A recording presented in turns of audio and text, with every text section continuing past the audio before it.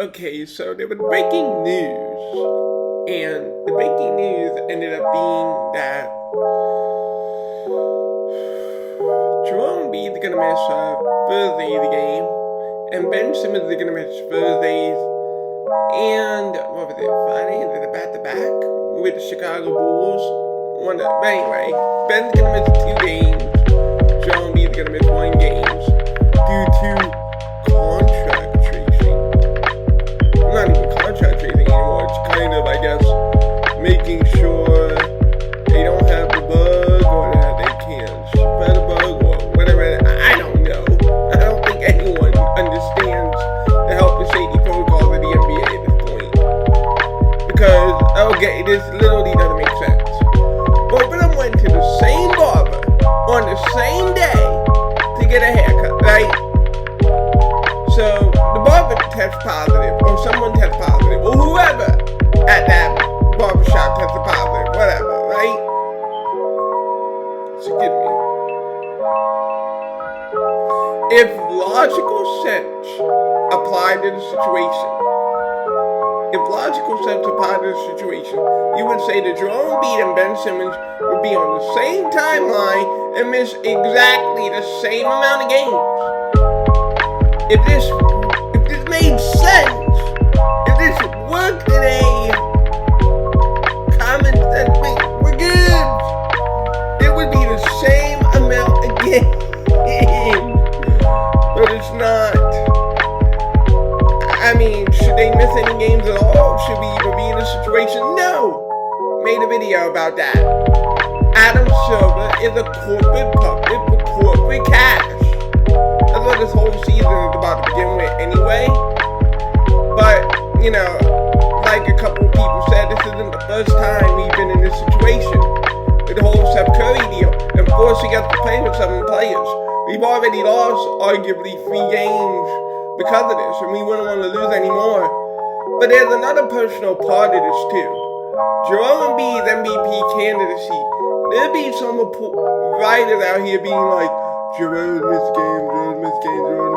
Even though this has been the healthiest Joel Embiid has ever been, and the most games he's ever played, 30 of 36.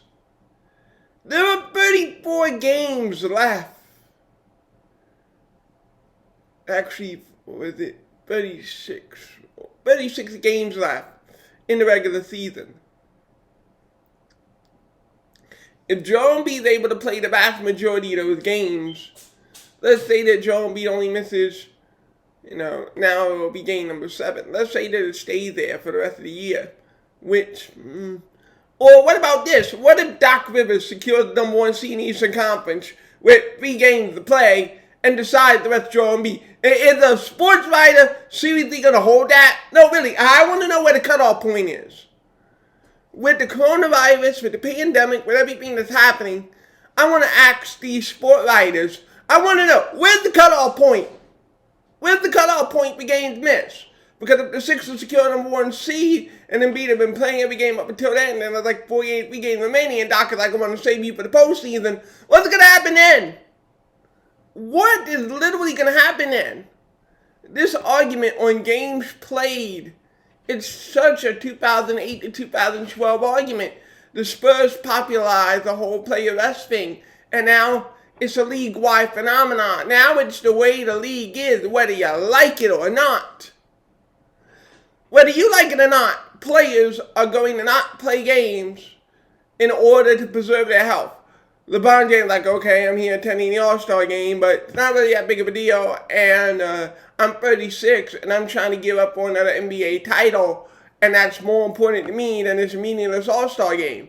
You understand? The NBA is different. No longer are we going to get gallant warriors playing 45 or 48 minutes. That's not realistic anymore.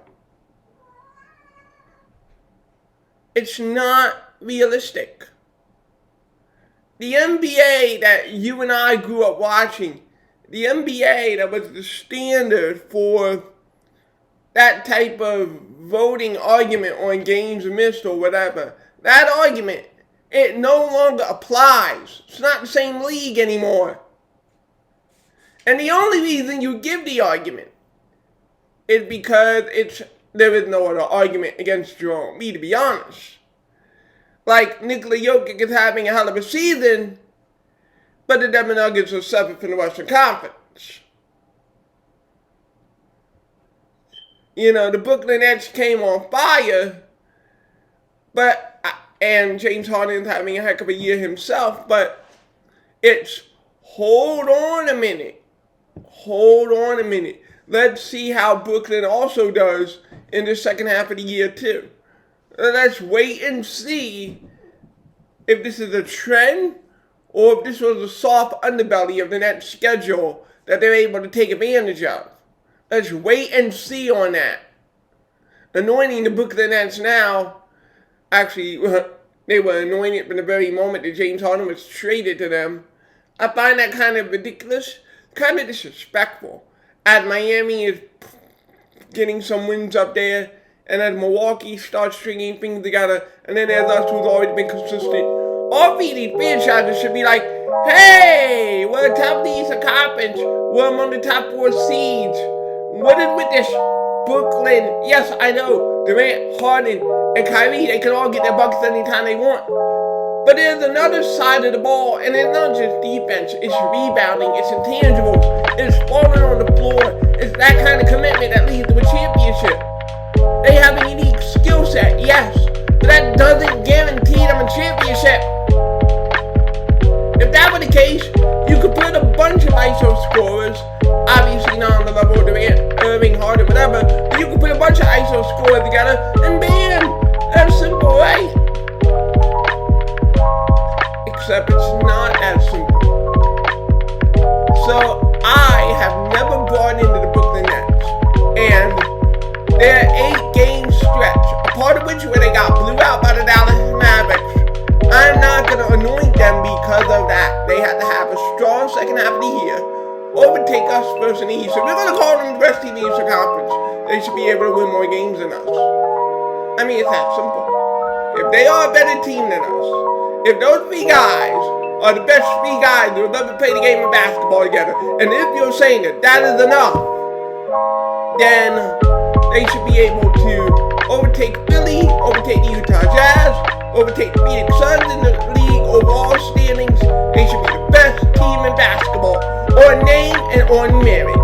Calling them the best team if they end up as a 2nd, 3rd, or 4th seed in the conference? No! That's disrespecting. Let's say that the year finishes the way that it is. We're first, and the Nets are 2nd. Are you seriously going to say both teams play 72 games, both teams play the full schedule, one team finished better than the other, and you're going to sit here seriously and claim that the team that finished 2nd in the Eastern Conference is actually better than the number 1 overall seed in the East? Is that really what's going to be coming out of the mouths of ESPN, etc.?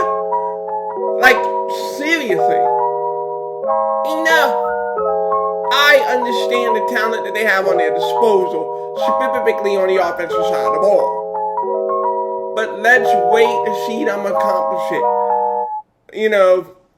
In our case, for example, we're going to have a tough stretch ahead of us. And it got even tougher with this league protocol bullshit. If we come out of this stretch still in first place, let's say of our next 10 games, we go 7-3. And we're still top seed in the East. I don't want to hear shit at that point about Brooklyn. Because we would have played tough teams, and we played weak teams, and we beat them both. So I don't want to hear this crap about Brooklyn if 2 or 3 weeks after the trade deadline, we're the number 1 seed in the conference. I don't want to hear it.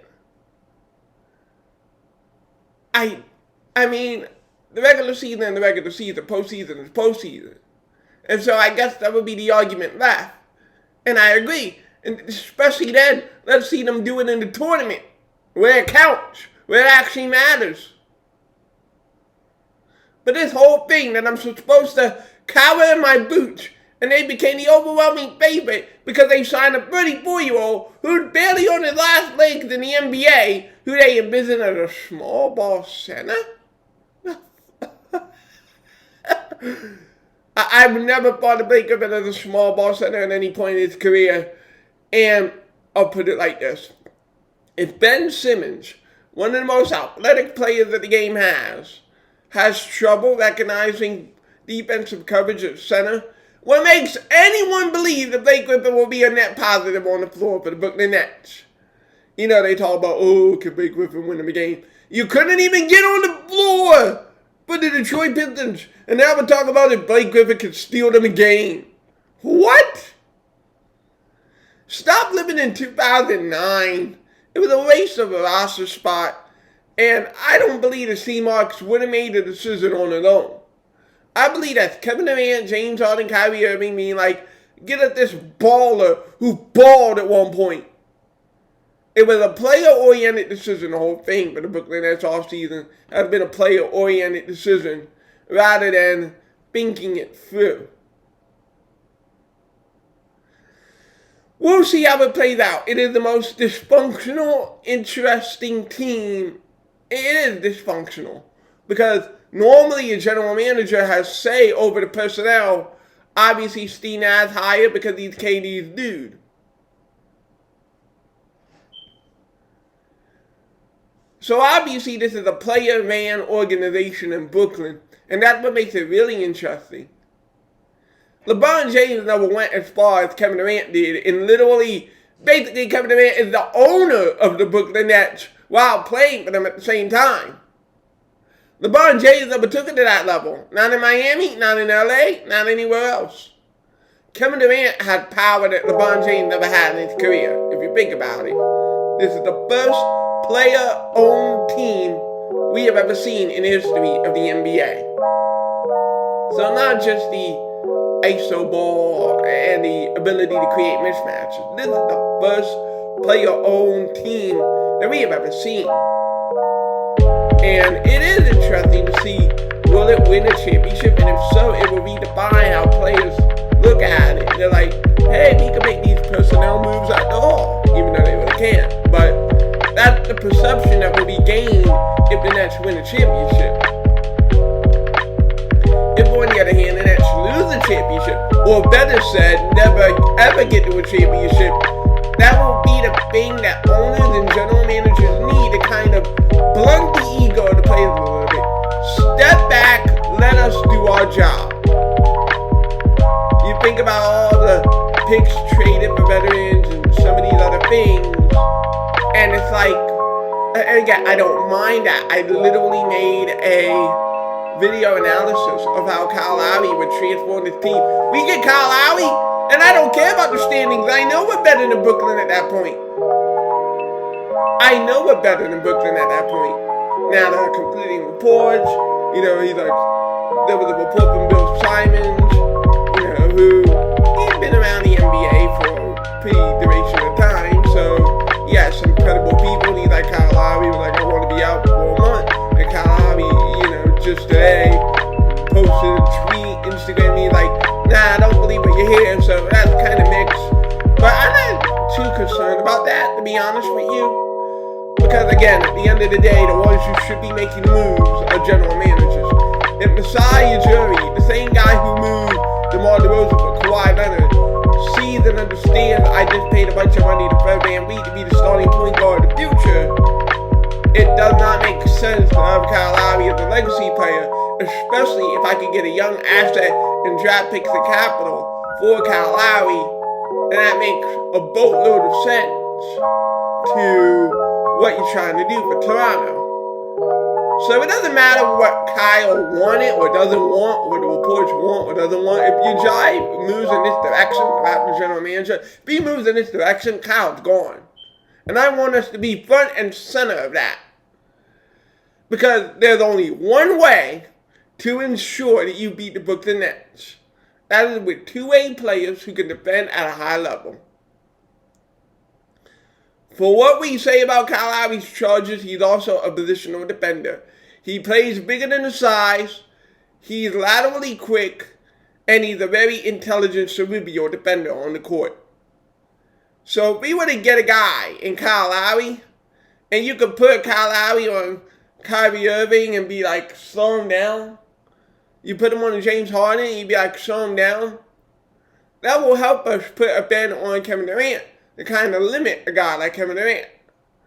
I look at Kyle Lowry, and I feel confident in the 7-game series against Brooklyn as it is, fully healthy, although it would be crucial to upgrade that bench a bit. But as far as our starting five versus their starting five, the Nets' continual number one weakness is size. We're 7'2", 6'10", 6'9". We're bigger than the Nets. We can attack the Nets in the paint. That's what these analysts in ESPN, they don't understand. They don't appreciate. We can dominate the Nets interior. Who the hell on that team? And it's not Blake Griffin, by the way. Who's going to stop this team from scoring in the paint, advancing the ball in the paint? Frankly, very few teams, or really any team in the NBA, can do that anyway. But with Brooklyn, it's times 50. That team can't stop us. They can't stop us. They're not the size. It lacks size, and, Bruce Brown's been a revelation for them, but it's Bruce Brown. Come on. Like, if Bruce Brown stops us on a perimeter attack, okay, you win. You win. If this second-round pick, who has become quite of a player, if he ends up being the one that stops us, then, okay, you win the chip. But I doubt that. So I feel like we're a major mismatch in our favor against the Brooklyn Nets. That's just how I feel. If we get better bench players, or if we get Lowry, it's over. We win the Eastern Conference, win the NBA Finals for the first time since 2001. And it will be a very different experience for me. Back then, that was my first year getting into the NBA. That was my first year watching basketball, 2001. If we get to the finals this year, I will be able to fully appreciate and understand the opponent, my team, what we do, and that will be a million times more vested than I was as a 9-year-old on our ability to bring this Larry O'Brien trophy home. To bring this NBA championship home is everything that I could have ever wanted as a Sixers fan. It is my ultimate wish. It is my wish in this life before I go one day. I want to see the Sixers host the Larry O'Brien trophy. And I want to see Joel Embiid not only win MVP, I want to see him win Finals MVP. I want everyone to know that Joel Embiid, this young kid from Cameroon, he worked his tail off, learned a new language, came to a foreign country, busted his ass to get here, and he deserves to be appreciated for the man and player that he is. And if we get him an MVP and we get him a Finals MVP and we win a chip, if you bought the parade down Bar Street, here's a little secret about the transformation of Philadelphia sports. This isn't a football town anymore, and a lot of that is Sheffield Philly's fault, but this isn't a football town anymore. It's really not. This is now more of a basketball town than it was a football town, which makes sense. You only play 16 regular season games in football, and the 4, I think, or 3 postseason games in football, so 19 games. At the best, there's 19 games of football. And these 19 games are week by week. So what are you doing for the other 6 days that there's no football? Absolutely nothing. With basketball, or with hockey, or with baseball, it's almost every other day occurrence. So if you get more exposure to something, you're going to fall more in love with it. Especially if the Eagles up really until, they had Andy Reid and, Rip, bless his heart, Jim Johnson, those teams. And then obviously what happened in 2017. But other than that, what real reason did you have at some point to be invested in the Philadelphia Eagles when they were starting Vince McMahon at one point at quarterback, right?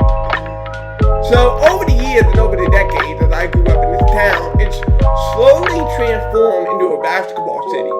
So my whole point was, if you thought that we went crazy on Broad Street when the Eagles finally won the Super Bowl, just imagine Ben Simmons, Joel Embiid, and you have Doc Rivers and this whole crew who pulled it off. I think we'll have a bigger crowd than the Eagles did. I mean, that's just me, and I know that I played basketball over football in my heart, so I might be BS in saying that, and I acknowledge my BS there. But if we win this championship, I think it's going to go nuts in this city. I think it's going to go nuts. So that's all I have. I also think it's ridiculous, like everyone else. Not only because we're missing games, and not only because the missing games could factor in the Joel Embiid MVP candidacy, which I think is absurd. I think it's an argument that was best left in 2006, and it doesn't meet its merit in 2021 under the pandemic. I would say the same, by the way. Let me end it on this. I would say the same with LeBron James missing games. Kevin Durant has missed games. Okay, we'll exclude those missed games due to the coronavirus protocol out of the window. Games that you miss due to the coronavirus league protocols, keyword, league protocols, should not be factored in the missed game. If you're going to count missed games, then you need to put it on the scale. Missed games due to injury or missed games due to league protocol should be separate if you're still going to use that criteria. If you're going to use that criteria, then use it in a way that appreciates the circumstances which we're dealing with. Because it's ridiculous to look at missed games as just missed games when it's not just missed games. That's ridiculous. Because what if Nikola Jokic ends up contracting the virus? Now, I don't ever want him or any other human being on the planet, but let's say that he did. Nikola Jokic has played every game of the first half of the season. So let's say that he did. Is that going to damage Nikola Jokic's MVP candidacy if he's under league protocol? If he's under contract tracing and has to miss 2 or 3 or 4 games, is that going to hurt Nikola Jokic's MVP candidacy? In the interest of fairness, it shouldn't. If I make this argument for Joel Embiid, the same argument should apply for Nikola Jokic if he ends up missing time due to league protocols. All I'm saying to the sport writers is hold it in equivalence. Understand the circumstances for which this league year is under. Missed games isn't just missed games this year. If everyone gets the vaccine or whatever in the 2021-2022 season, then you could go back to saying missed games and missed games. But right now, there's a unique circumstance to play and makes it different. And you just can't use that as a criteria. That's being dishonest. And it's being dishonest because you do want a LeBron or a Jokic or a Giannis. Whatever. Just be honest and say you want to vote for this guy. Don't use the cop-out of missed games. That's what it is, a cop-out.